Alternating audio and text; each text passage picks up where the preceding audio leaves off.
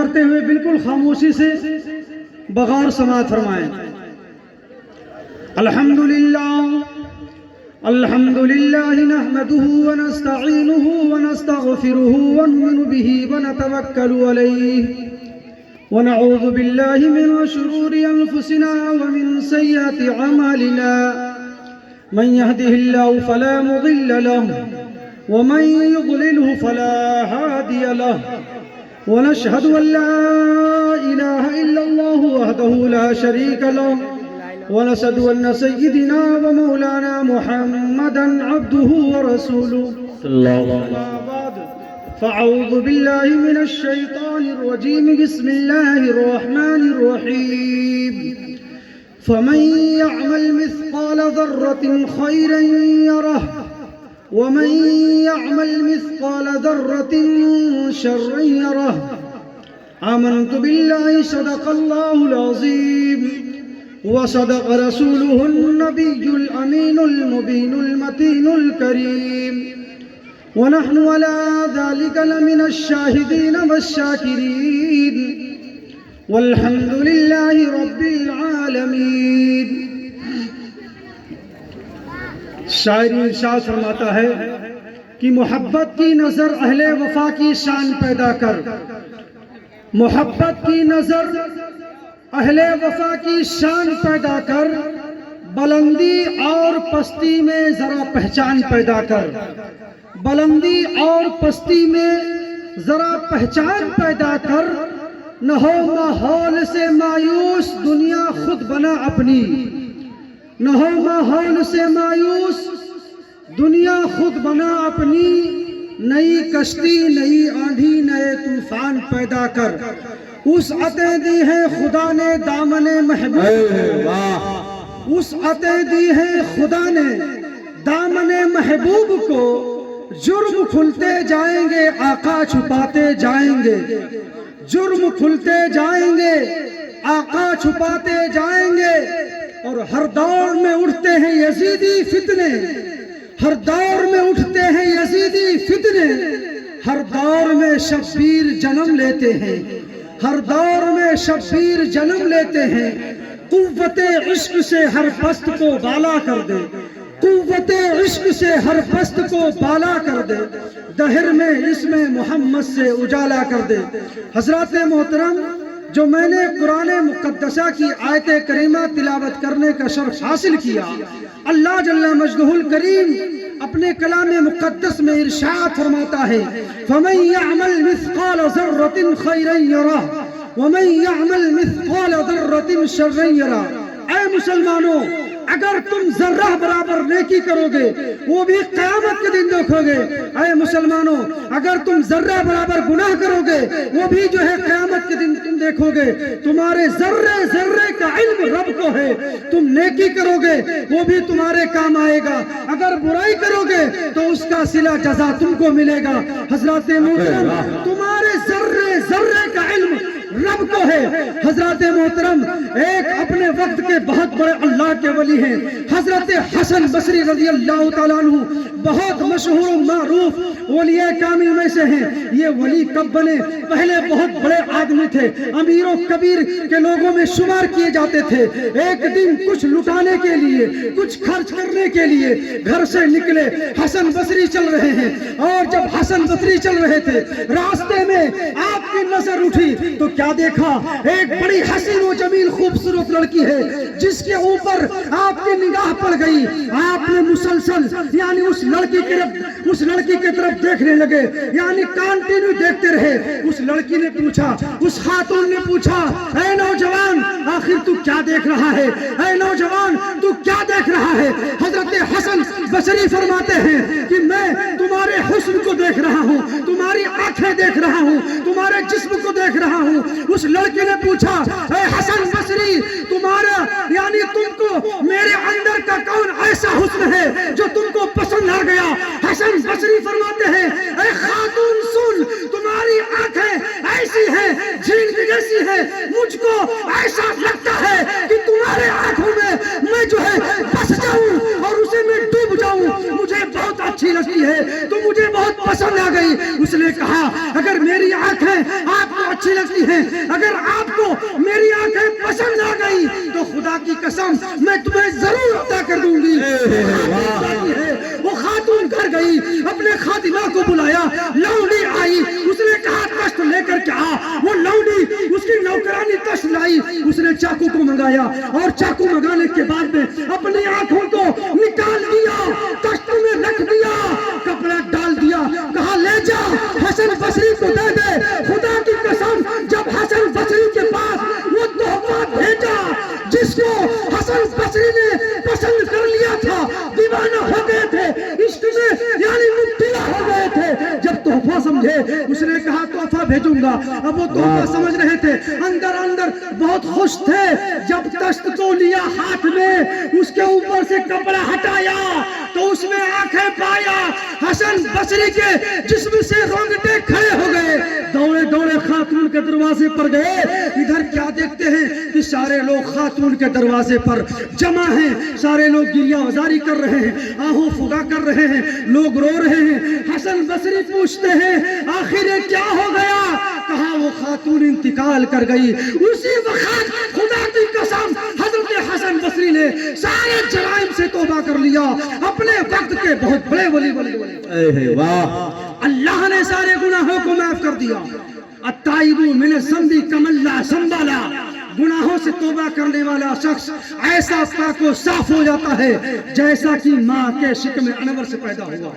بے شک, سبحان اللہ. حضرت امام حسن بصری فرماتے ہیں کہ ایک یہودی تھا اور اس نے اپنے عمل کے بنا پر اس نے قیاس لگایا تھا کہ میری عمر 1000 سال ہے.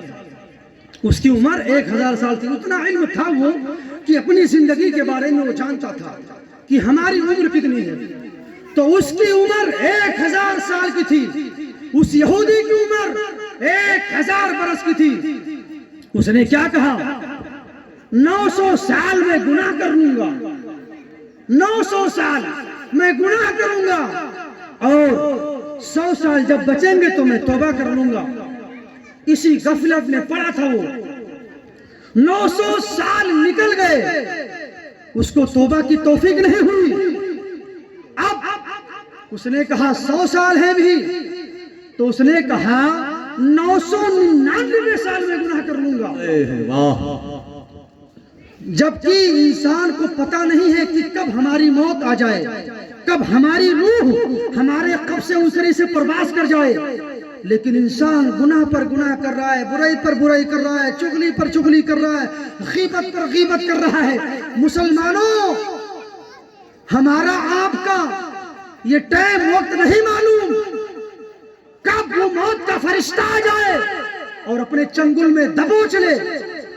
خدا کی قسم اپنے گناہوں سے توبہ کرو, استغفار کرو, ایک دوسرے کی غیبت نہ کرو, برائی نہ کرو.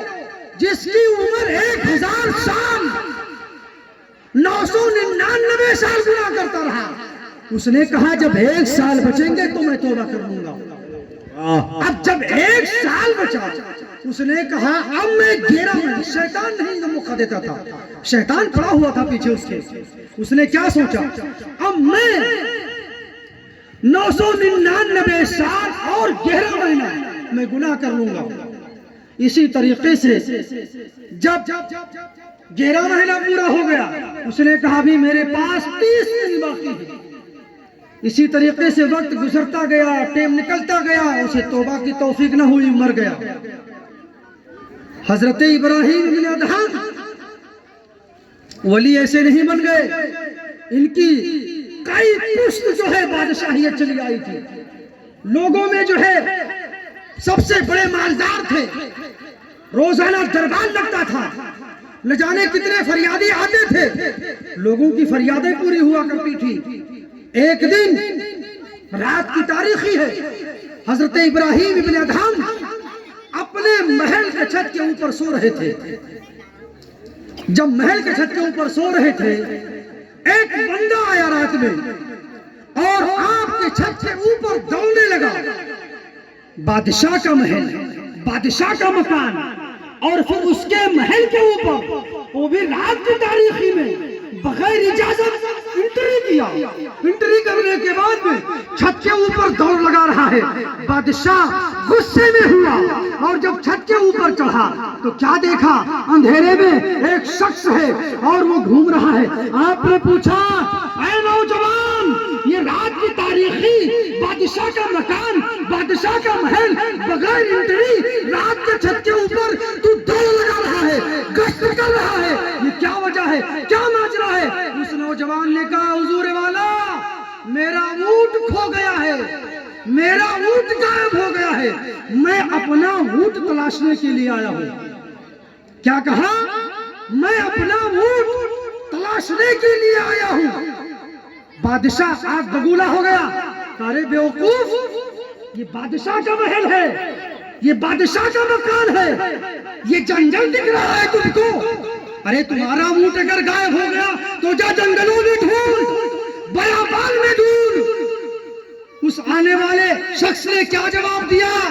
اے بادشاہ، اگر میرا اونٹ آپ کے چھت کے اوپر نہیں مل سکتا ہے تو خدا کی قسم یہ نرم نازک بسترے پر لیٹ کر کے اس گدے پر سو کر کے تم کو خدا نہیں ملے گا، تم کو خدا نہیں ملے گا. جب مجھ کو تمہارے چھت کے مکان کے اوپر جب اونٹ نہیں ملے گا تو تمہارے بستر پر تم کو تمہارا خدا.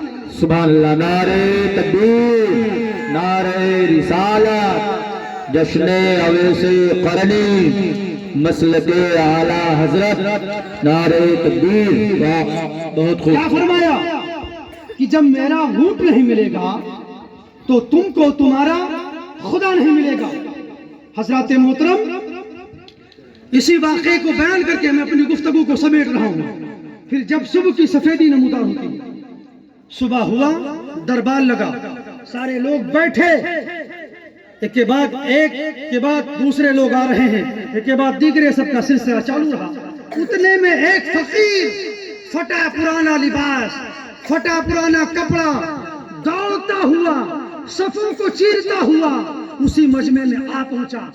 بادشاہ کے جو وزیر لوگ تھے ان تمام لوگوں نے پکڑ لیا کہ ارے بھائی یہ بادشاہ کا دربار ہے، ایسے انٹری نہیں، کہا نہیں مجھ کو جانے دو. صفوں کو چیرتا ہوا، درہم برہم کرتا ہوا.